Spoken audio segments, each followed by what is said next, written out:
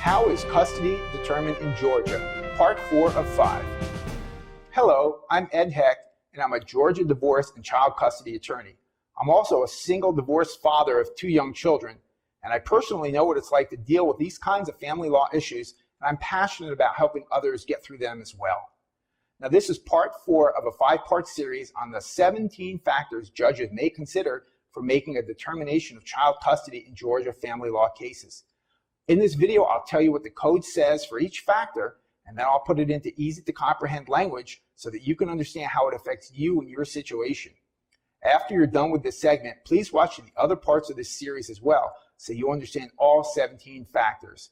As I've mentioned in parts 1, 2, and 3 of this video series, the Georgia Code states that in all cases where the custody of a child is at issue between the parents, there is no assumption of a right to the custody of the child by either the mother or the father. Custody determinations cannot be made by a jury, only by the judge hearing the case, and the judge's duty is to make the custody determination that they feel is in the best interest of the child and will best promote the child's welfare and happiness. In parts 1 through 3, I talked about 10 factors a judge can consider in their custody determination. There's more, so let's keep going. The Georgia Code says that the judge may consider any relevant factor, including but not limited to Factor K, each parent's employment schedule and the related flexibility or limitations, if any, of a parent to care for the child.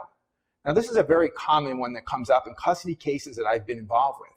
The judge here looks at the custody request from each parent and their ability to make that custody request work, and that's part of their overall custody determination. So, for instance, both parents want primary physical custody, but maybe one travels during the week from Monday through Thursday and the other parent doesn't. That would probably make this factor weigh in the favor of the parent who's not traveling. What if one parent wants primary physical custody but works very late and the children would be in daycare until 7 p.m., while the other parent wants 50-50 joint custody and is off work by 5 every day and can get the kids? Well, that flexibility could weigh in their favor for this particular factor. Okay, factor I, the home, school, and community record and history of the child, as well as any health or educational special needs of the child.